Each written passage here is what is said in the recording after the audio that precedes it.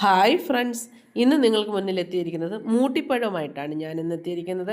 കാട്ടിൽ മാത്രം കാണുന്ന അപൂർവമായ ഒരിനം ചെടിയാണ് മൂട്ടിപ്പഴം എന്ന് പറയുന്നത്. മഞ്ഞ കളറിലും ചുമന്ന കളറിലും ഒക്കെയുണ്ട്. അതിമനോഹരമായ ഒരു കാഴ്ചയാണ്. ഇതാണ് അതിൻ്റെ പൂവ്. നിങ്ങൾ കണ്ടോ, അതിമനോഹരമല്ലേ? എത്ര രസമാണ്! നിങ്ങൾ കാടുകളിലൊക്കെ പോകുന്ന സമയത്ത് ഇങ്ങനെയൊക്കെയുള്ള പൂക്കളും മരങ്ങളും ഒക്കെ കാണുന്നുണ്ടോ എന്ന് കൂടി ശ്രദ്ധിക്കണം കേട്ടോ. ബക്കോറിയ കോട്ടിലെൻസ് എന്നാണ് ഇതിൻ്റെ ശാസ്ത്രീയമായ നാമമേ. കാട്ടിലെ എല്ലാ ജീവജാലങ്ങൾക്കും ഒരുപാട് ഇഷ്ടമുള്ളൊരു ഫലം കൂടിയാണ് മൂട്ടിപ്പഴം. ആദിവാസി സമൂഹത്തിന് ഇഷ്ടഭക്ഷണവും അവരുടെ ഔഷധവും കൂടിയാണിത്. ഭക്ഷ്യയോഗ്യമായ ഫലത്തിൻ്റെ ഗുണമറിഞ്ഞതോടെ ഇന്ന് നാട്ടിൻപുറങ്ങളിലും എല്ലായിടത്തും ഇപ്പം മൂട്ടിപ്പഴം കൃഷി ചെയ്തു വരുന്നുണ്ട്. ജനുവരി ഫെബ്രുവരി മാസത്തിലാണ് ഇതിന് പൂവിടുന്നത്.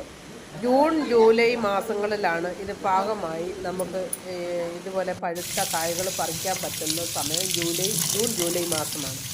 പുളിപ്പും മധുരവുമുള്ള ഈ പഴം പുറന്തോടും മാതളവും എല്ലാം അച്ചാറിടാൻ നല്ലതാണ്. ഞാൻ അച്ചാറിടാൻ വേണ്ടിയിട്ടാണ് ഇത് എടുത്ത് വെച്ചിരിക്കുന്നത്. ഇത് ഇങ്ങനെ പൊളിച്ച്, ഞാൻ തോടിടുന്നില്ല, ഇതിനെ മാതളം അടർത്തിയെടുത്ത് നമുക്ക് അച്ചാറിടാനാണ് ഞാൻ ശ്രമിക്കുന്നത്. ഇതിപ്പോൾ ഇങ്ങനെ അടർത്തിയെടുക്കുകയാണ്.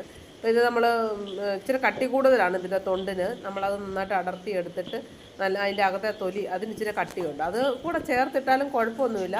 അപ്പോൾ അങ്ങനെ അങ്ങ് എടുത്ത് നമ്മൾ അച്ചാറിടുകയാണ്.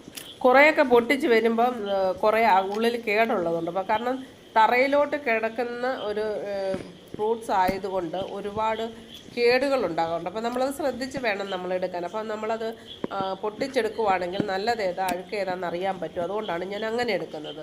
അപ്പോൾ ഇതിൻ്റെ അതങ്ങനെ പൊളിച്ചെടുത്തിട്ട് ആ ഒരു മാതളം മാത്രമാണ് ഞാൻ അച്ചാറിടുന്നത്. സാധാരണ നമ്മൾ അച്ചാറിടുന്ന ആ ഒരു മെത്തേഡിലാണ് ഞാൻ അച്ചാറിടുന്നത്. പക്ഷേ കുറച്ചുകൂടെ ഡിഫറെൻ്റ് ആയിട്ടുള്ള രീതി കൂടെ അതിനകത്ത് ഉൾക്കൊള്ളിച്ചിട്ടുണ്ട്. അത് നമുക്ക് എങ്ങനെയെന്ന് നോക്കാം. ഇപ്പോൾ ഇത് ഞാൻ പൊളിച്ച് ഇത് ഒരു ദിവസം ഞാൻ ഫ്രിഡ്ജിൽ വെച്ചിരുന്നു കേട്ടോ. തലേദിവസം എനിക്ക് സമയമില്ലാഞ്ഞതുകൊണ്ടാണ് ഫ്രിഡ്ജിൽ വെച്ചത്. ഇത് ഇപ്പോൾ കട്ടി പിടിച്ച് ഇങ്ങനെ ഇരിക്കുകയാണ്. ഇത് എത്രയും പൊളിച്ച് നല്ല രീതിയിൽ കട്ടി പിടിച്ചിരിക്കുക. അപ്പോൾ അതിനകത്ത് തൊലിയോടെ ചേർത്ത് ഞാൻ അടർന്നു പോവണ്ട എന്ന് കരുതിയാണ് ഞാനത് അങ്ങനെ വെച്ചത്. നമ്മൾ കുറച്ച് പൊളിച്ച് കഴിയുമ്പോൾ കുറേ അടർന്നു പോകുമല്ലോ. ഇനി നമുക്ക് ആവശ്യമുള്ള സാധനങ്ങൾ എടുക്കാം. കരിയാപ്പില, കൊച്ചുള്ളി, വെളുത്തുള്ളി ആവശ്യത്തിനുണ്ട് കണ്ടോ. കൊച്ചുള്ളി ഒരു 5-6 കൊച്ചുള്ളി, കറിവേപ്പില, പിന്നെ ഒരു കായം, അത് നമ്മുടെ ആവശ്യത്തിനാണ്. ഇനി ഇച്ചിരി കായപ്പൊടിയോട് ചേർക്കാം. പിന്നെ 2 കഷ്ണം ഒരു വിധം മുഴുത്ത ഇഞ്ചി. പിന്നെ ഉള്ളതെന്ന് പറയാനെ കൊണ്ട് ശർക്കരയാണ്. കാരണം ഇത് ഭയങ്കര പുളിപ്പുള്ള സാധനമാണ്. അപ്പോൾ നമ്മളിത് ശകല ശർക്കരയോടെ ചേർത്ത് നമ്മൾ കൊടുക്കണം. എങ്കിലേ നമുക്ക് ആ പുളിപ്പിനെ ഒന്ന് മെയിൻറ്റെയിൻ ചെയ്തെടുക്കാൻ പറ്റുള്ളൂ.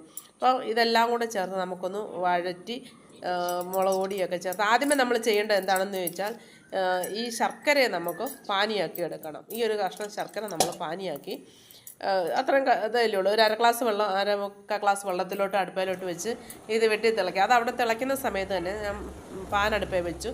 അതിലേക്ക് ഞാൻ എണ്ണ ഒഴിക്കുകയാണ്. പവിത്രം നല്ലെണ്ണയാണ് ഒഴിച്ചത്. അന്നേരത്തേക്ക് കണ്ടോ അത് പാനിയായിക്കൊണ്ടിരിക്കുന്നു. അപ്പോൾ ഇത് നമ്മൾ പാനിയാക്കി മാറ്റി വയ്ക്കുന്നു. ഇപ്പം മാറ്റി വയ്ക്കും. അപ്പം മറ്റേ ഇതിലേക്ക് എണ്ണ ചൂടായി. അപ്പോൾ കടുകിട്ടു. അടുത്തതായിട്ടെന്ന് പറയുന്നത് കടുക് പൊട്ടി കഴിയുമ്പോൾ നമ്മൾ കായമാണ് ഇടുന്നത്. ചെറുതായിട്ട് കഷ്ണിച്ച് ഞാൻ കായം അതിനകത്തോട്ട് തന്നെ ഇട്ടു. കാരണം കായം വേറെ പൊട്ടിച്ചിടാറില്ല. ഞാൻ ചെറിയ കഷ്ണങ്ങളാക്കി മുറിച്ച് നമ്മൾ അതിലിട്ടിട്ട് അങ്ങ് മൂപ്പിച്ചിട്ട് അതിനോടൊപ്പം തന്നെ വെളുത്തുള്ളി ഇട്ട് മൂപ്പിക്കുകയാണ്. എല്ലാ സാധനങ്ങളും അങ്ങനെ തന്നെ അതിനകത്തോട്ടിട്ട് ഇഞ്ചിയും വെളുത്തുള്ളിയും ചെറുള്ളി എല്ലാം കുറേശ്ശെ അങ്ങോട്ടിട്ട് ഇനി ഇതെല്ലാം കൂടെ ഒന്നിച്ച് അങ്ങിടും. ഇതെല്ലാം കൂടെ ഒന്നിച്ച് അങ്ങോട്ടിട്ട് നമ്മൾ ചിക്കി തോറ്റി ഒരുവിധം സ്വർണ്ണ കളറിലേക്ക് എത്തുന്ന ടൈം വരെ നമ്മളിതിനെ ഇടവിടാതെ നമ്മൾ ഇളക്കി കൊടുക്കണം. അപ്പം അങ്ങനെ ഇളക്കി കൊടുത്ത് നമുക്ക് ഒരു പരുവം ആയി കഴിയുമ്പോൾ അതിലേക്ക് മുളക് പൊടി തൂക്കി കൊടുക്കണം. കാരണം ഇപ്പം ഏകദേശം ഒരു ചുമന്ന് കണ്ടില്ലേ, മഞ്ഞ കളറിലേക്ക് എത്തിക്കഴിഞ്ഞു. ഇനി നമ്മളിതിലേക്ക് മുളക് പൊടി ഇട്ട് കൊടുക്കണം. അത്രയും ഒരു 1/4 കിലോ, 1 കിലോയ്ക്ക് അടുത്തുണ്ട് പൊളിച്ചതെല്ലാം കൂടെ. അപ്പോൾ ഒരു 4 സ്പൂണ് മുളക് പൊടി ഇട്ടു. നല്ല വലിയ സ്പൂണാണ്, 4 സ്പൂൺ മുളക് പൊടി ഇട്ടു. പിന്നെ ഒരു 1/4 സ്പൂണ് പിന്നെ മഞ്ഞൾപ്പൊടി ഇട്ടു. ഇത് ഉലുവാപ്പൊടിയാണ്. ശകലം ജീരകപ്പൊടിയും കൂടെ ചേർത്തു. ഇനി ഇതെല്ലാം കൂടെ നമുക്ക് ഉപ്പ് കല്ലാണ് ഞാൻ എല്ലാത്തിനും യൂസ് ചെയ്യുന്നത്. ഭയങ്കര ടേസ്റ്റാണ് ഉപ്പ് കല്ലിട്ട് നമ്മൾ പാചകം ചെയ്യുന്നത്. ഏതൊരു കറികളും വെക്കുമ്പോൾ നമ്മൾ സാധാ ഉപ്പ് പൊടി ചേർത്തു, അതിനോടൊപ്പം തന്നെ ശകലം ഉപ്പ് പൊടി കൂടെ ചേർക്കുമ്പോൾ കുറച്ചുകൂടി ടേസ്റ്റാണ്. അപ്പം നമ്മളിതിനെ വഴറ്റി ഒരുവിധം പാകമാകുമ്പോൾ ഇതിലേക്ക് നമ്മൾ കുറച്ച് വെള്ളം ഒഴിച്ചു കൊടുക്കണം. കാരണം ഇത് മുട്ടിപ്പഴം നമ്മളിട്ട് വേവിക്കുന്നില്ല. ഇത് പാകമാകുമ്പോൾ ഇച്ചിരി വെള്ളം ഒഴിച്ചു കൊടുക്കുക. അതാണ് ഒഴിച്ചു കൊടുക്കുന്നത്. കണ്ടില്ലേ, നമ്മുടെ ശർക്കരപ്പാനി നമ്മൾ ആദ്യം ഒഴിച്ചു കൊടുക്കുവാണ്. അതെടുത്ത് നന്നായിട്ട് മിക്സ് ചെയ്തിട്ട് ശകലം വെള്ളം കൂടെ ചേർക്കണം. എന്നിട്ട് നമ്മൾ അടച്ച് വെച്ച് നന്നായിട്ട് വേവിച്ചെടുക്കും. അപ്പോൾ ഏകദേശം ഒരു പാകത്തിലായി ഒരു ഇളക്കി നമ്മൾ കൊടുക്കുവാണ്. നല്ല പാകമായിക്കൊണ്ടിരിക്കുകയാണ്. നമ്മളിനി ഇച്ചിരി വെള്ളം കൂടെ ചേർത്ത് ഇങ്ങോട്ട് കൊടുക്കുവാണ്. വെള്ളം ഒഴിച്ച് നമ്മൾ നന്നായിട്ടൊന്ന് യോജിപ്പിച്ച് കഴിഞ്ഞിട്ട് അപ്പോൾ ഇനിയിപ്പോൾ തളയിട്ട് കഴിഞ്ഞിട്ട് നമ്മളിത് അടച്ച് മൂടി അങ്ങോട്ട് വയ്ക്കും. അപ്പം നല്ല പാകമായി ഇളക്കിക്കൊണ്ട് ഇനിയിപ്പോൾ നമ്മളിതിന് മൂടി അങ്ങോട്ട് വയ്ക്കും. ഇനി ഇച്ചിരി കഴിയുമ്പോൾ അന്നത്തേക്ക് ഒരു 5 മിനിറ്റ് 10 മിനിറ്റ് കൊണ്ട് 10 മിനിറ്റ് വേണ്ട, അപ്പോഴത്തേക്ക് ഇതിന് പാകമായി. കണ്ടില്ലേ, ഈ പരുവത്തിലേക്ക് നമുക്ക് കിട്ടി. ഇനി നമ്മൾ ഇതിലേക്ക് ഇപ്പം നമുക്ക് ഇപ്പോൾ ചാറൊക്കെ കുറുകി നല്ലൊരു ഇപ്പം ഉള്ളിയെല്ലാം നന്നായിട്ട് വെന്തു എല്ലാം നല്ല പാകമായി. അതിനകത്ത് കിടക്കുന്ന കായമൊക്കെ നന്നായിട്ട് അലുത്തിട്ടുണ്ട്. അപ്പം നമ്മളിതിൻ്റെ അതിലേക്ക് ഇട്ട് ഇളക്കി ഒന്ന് തിളച്ചിട്ട് നമ്മൾ വാങ്ങി വെക്കും. അപ്പോൾ ഇത്രയേ ഉള്ളൂ ഇതിൻ്റെ കാര്യം. ഒന്ന് തിളയ്ക്കുമ്പോഴത്തേക്ക് ഇത് നമുക്ക് ആവശ്യത്തിന് അത് വേകും.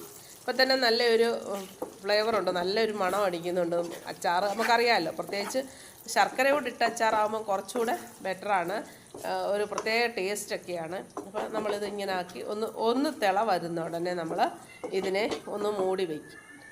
അപ്പോൾ ഇത്രയേ ഉള്ളൂ ഇതിൻ്റെ കാര്യമെന്ന് പറഞ്ഞത്. അപ്പം നിങ്ങൾ മൂട്ടിപ്പഴം കിട്ടിയാൽ എല്ലാവരും ഇതൊന്ന് ട്രൈ ചെയ്ത് നോക്കണം. അടിപൊളിയാണ്. നമ്മൾ നാരങ്ങ അച്ചാറോ മറ്റുള്ള അച്ചാർ പോലൊന്നുമല്ല, ഇത് സൂപ്പറാണ്. ഈ അച്ചാർ കൂട്ടി ചോറ് കഴിക്കാൻ എന്ത് രസമാണെന്നറിയാമോ. അപ്പോൾ മണ്ടയിൽ ഞാൻ ഇച്ചിരി കരിയാപ്പല വിതറി കൊടുക്കുകയാണ്.